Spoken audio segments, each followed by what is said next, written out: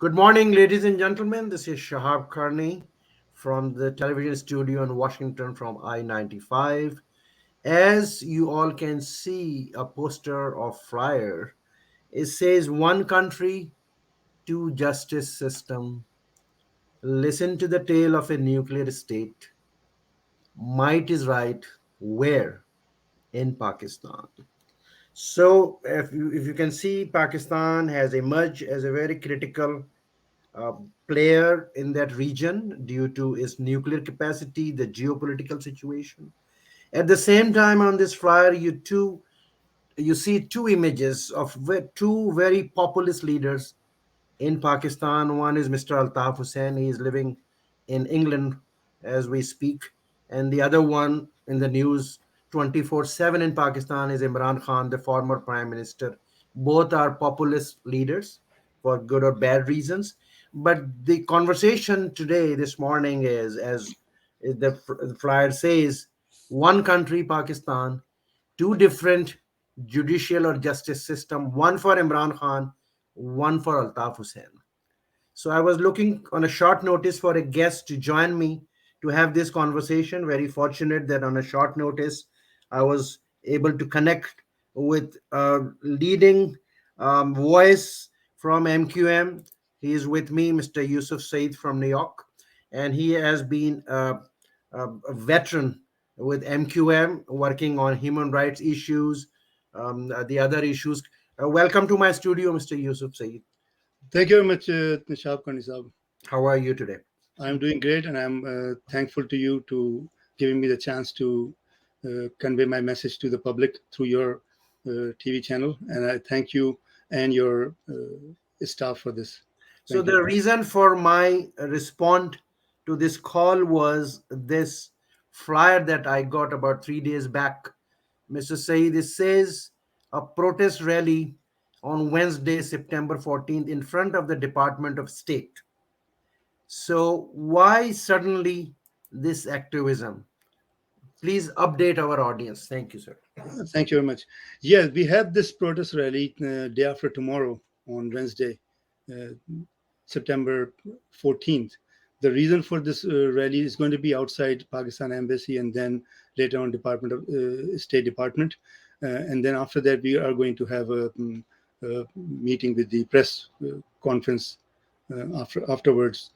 The reason for this protest is because there was a ban on Mr. Altaf Hussain imposed by the Lahore High Court of Pakistan, and it's been imposed back in 2015, September 2015, and one of our very good member of MQM, Mr. Nisar Pawar, who's the ex-parliament parliamentarian of MQM, filed a petition on August 27th to lift that ban, and he used his legal rights, being a Pakistani citizen, being a citizen of Pakistan, and he filed a petition in the Sindh High Court to lift that ban. And the date was set for September 31st for the hearing of this petition. But unfortunately, a day before, in the night time, the Sindh Rangers raided his house without any warrant or any paperwork and arrested him, abducted him, and his whereabouts are still unknown.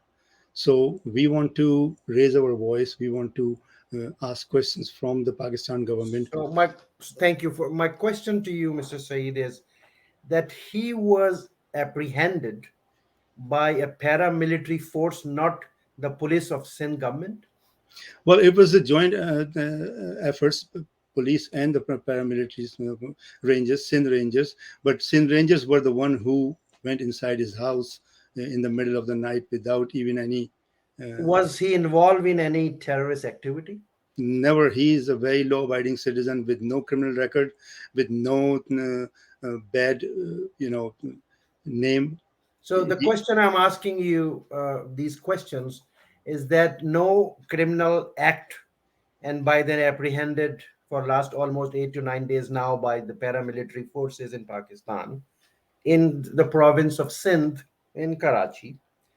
And now, as my friar said, Imran Khan has been in loggerhead and has been ridiculing the judiciary and the army in Pakistan, including the Chief of Army General Chief of Staff General Bajwa. And as we speak, no action from the judicial system in Punjab or in Islamabad. What is happening? One country, two different yardsticks, two different actions, one for Altaf Hussain and his party and Mr. Pawar, and one scot free Mr. Imran Khan. What are you going to add, Mr. Saeed? 100% correct. You're 100% right that there are two judicial systems in Pakistan in place. Actually, I would go one step further. It's not two judicial system, but there are two systems in Pakistan in place.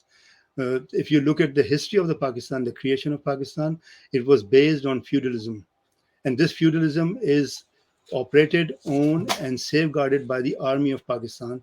They are the owner of the system, and all the other like bureaucracy, the judicial system, the political system, even the media, and all the other state actors involved in this feudal system are the beneficiary of that system, and anybody who goes away from that system is subject to brutality and known as is termed as terrorist or anti-state, like Altaf Hussain Bhai. He's been, you know, 98% of the people of Pakistan are the general public, while 2% are part of the feudal system. So this 98% have no voice. They live in different system with different set of rules, while the elite class, the 2%, uh, uh, portion part of that feudal system, have different set of rules, whether it is judiciary, whether it is education system, whether it is the health system, or the lifestyle. They are treated differently. A normal person, a regular citizen of Pakistan, 98% was treated differently, while the 2% elite, the beneficiary of this feudalism, are treated differently. And that's why Imran Khan, whether it's Imran Khan or even if you look at Zardari and Nawaz Sharif, they get treated differently. For when Mr. Nisar Pawar files a petition, he gets 4 days to appear in the court and for Very, very, very sour to digest. When you mention two nation theory, please allow me when you say two nation theory. So, as we speak today, Pakistan, so there are two nations, yes. One patronized by the Pindi boys, and the rest are the commoner without any basic human development budget exactly, allocation for them. So, that's where we have created two nations. One exactly, have, the other have not. My exactly, question to you, because you belong to Karachi, you were born in Karachi. For some years, whenever we see the election cycles, not more than 10% people are participating in the election process. So, where is the representation? People are silent, people are frozen, people stay home. So, there is no democracy or representation, fair representation, either in Sindh or in Karachi. What are you right. going? Exactly. See, this is the point I would like to raise, that if you look at the election results, like back in 87, when 87, 88, when MQM participated in the election, you see over 90% people participating in election. And nowadays, in the by-elections of NA 240 or 245, you see that the election results were different. There were only very handful of people participating in election, and with all the stretches and everything, hardly 10% of the people voted. The reason was that Mr. Altaf Hussain had boycotted the election. And this was the clear indication that Altaf Hussain Bhai is the leader of the masses of people living in Sindh. As you can see, that nobody came out. And I guarantee you that if MQM is allowed to participate in election, you will see the same results that you saw back in 1987, 88 elections. That is not allowed. That is not acceptable to the Pindi boys and the mafia, which is ruling Pakistan right now. Again, one nation and the other nation. My Exactly. my my, my other question, Mr. Yusuf, is when we talk about former prime ministers. So Liaquat Ali Khan was murdered in Pindi. Benazir Bhutto was murdered in Pindi. her father, Zulfikar Ali Bhutto from Sindh, from Larkana, was hanged in Pindi. But another story on the other side of the nation, one convicted Prime Minister, Nawaz Sharif, was flown in an VIP air ambulance from the jail to London. And the other former Prime Minister from Punjab is scot free, doing all kind of language, ridiculing all the institutions. There are different justices for these two former Prime Minister. What are you going to say? Exactly. This is the thing, that there are different justice systems for when it comes to the Punjab and when it comes to the minority. Punjab is the majority. So the rules for the Punjab elite is different. All these leaders that you're talking about, they are from the Punjab. So when the law comes for the Punjab leaders, the judiciary opens up in the middle of the night. They do the proceeding in the middle of the night and provide the justice as needed for these people. While the justice system for minorities, for Mahajir or any other uh,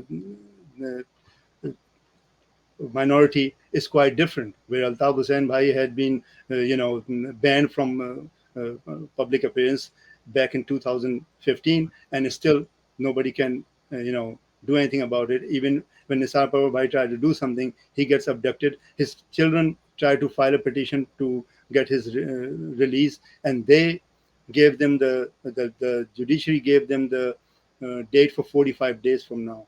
So the person who is arrested today would be in this illegal custody for 45 days. That doesn't make sense. And the reason is exactly what you said, that people are treated differently when they are in Punjab.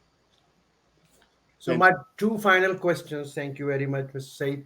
One, what are you trying to achieve by doing these protests in Washington in front of the Pakistan embassy, in front of the U.S. State Department? What are you trying to accomplish? the reason we are doing all these protests, and that's not the first time, we have been doing it in the past. We want to bring the awareness to the entire world, and the civilized nations around the world, and the United Nations and other nations that are, civilized nations. We want to let them know that what is happening in Pakistan is incorrect. Pakistan is a country, is a nuclear country, and it's acting in a way where there is no justice for certain kind of people. The people of Sindh are treated differently than other big province, and people don't get justice the way they should. So we have to bring this awareness to each and every person. And I'm thanking you for giving me this opportunity through your channel too. So that's Thank why you, sir. My we are final going. question, yes, sir. Thank you. My final question to you, that during whatever we now witnessing in Pakistan, two different judicial yardsticks from one nation to nation. But my final question to you, that after 75 years of the independence, of course, in 1971, Jinnah's Pakistan was disintegrated. We don't have that Right. original Pakistan which Mr. Jinnah created, unfortunately. But going forward, do you still hope, or do you think there is an opportunity for one nation, one Pakistan? And if that has to happen, what needs to be done? Everything is possible. The thing is, if you take the right steps toward the right direction, you can achieve whatever you want to. The problem in Pakistan is that the state actors, the owner of Pakistan, they are not willing to give this opportunity to the 98% of the people, because they are not the beneficiary of Pakistan. They are beneficiary of the corrupt system of Pakistan. If leaders like Mr. Altaf Hussain are allowed to participate freely in election and political activities, you will see the difference, because Mr. Altaf Hussain has shown this in the past. All the members of parliament from MQM back in 1986, 87, 88 election, you can see they were from the middle and lower middle class. These are the stakeholders of Pakistan. If you give the leadership to the non-stakeholders of Pakistan, that's what's going to happen. What's going to happen is what you see right now. Pakistan is going down the drain. Pakistan is at the verge of collapse. Pakistan has been living on a ventilator. You want to remove this ventilator? Give the power to the middle class. Give the power to the 98% of the people. It's like giving the power to you, to your parents. They will take all the corrective actions. They will do whatever they can to make you a better person. If you don't do that, then unfortunately Pakistan is going to go where it is.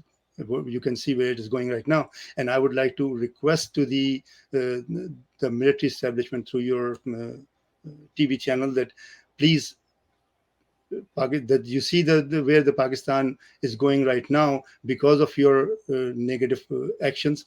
Please save the Pakistan, save Pakistan, save the Pakistan nation, and take the right step now so you can still get a better country for the 220 million people of Pakistan. Mr. Yusuf Saeed, thank you for this positive ending statement. I really appreciate that. And thank you very much that you were able to join me today at this very short notice. Good luck to whatever you and your team is doing in Washington. I can only say stay strong. All right, Thank sir? you very much, and Thank you. hopefully we will continue this kind of conversation to bring the awareness Absolutely. to the general Absolutely. public. Thank you, sir.